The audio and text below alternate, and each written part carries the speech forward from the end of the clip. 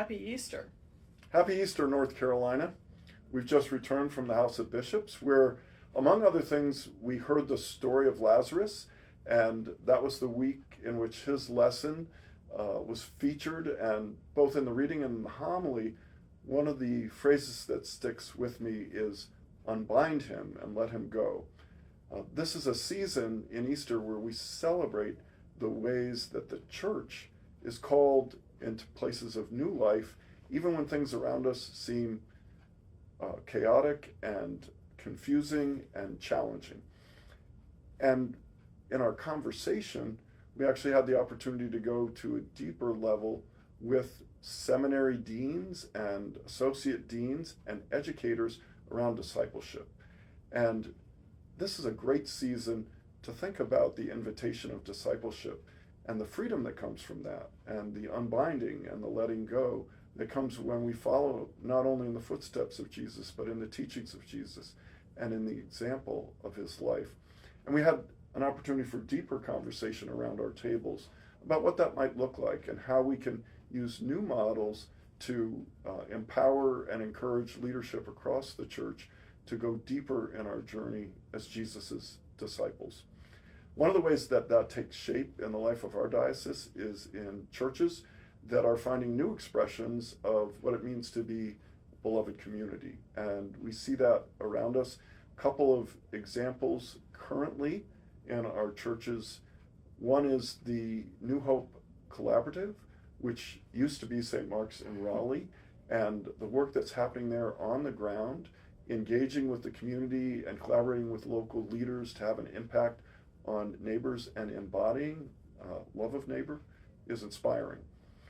In addition, I'll be at Grace in Clayton this Easter. They worshiped for many years in a building that was at one time a warehouse, and they transformed the space beautifully.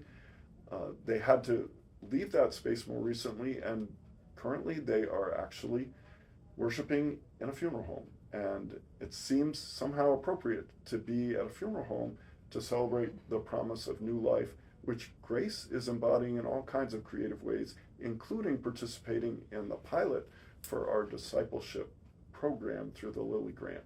But what's happening here is also connected to what's happening across the globe, and Bishop Jennifer is going to speak about that.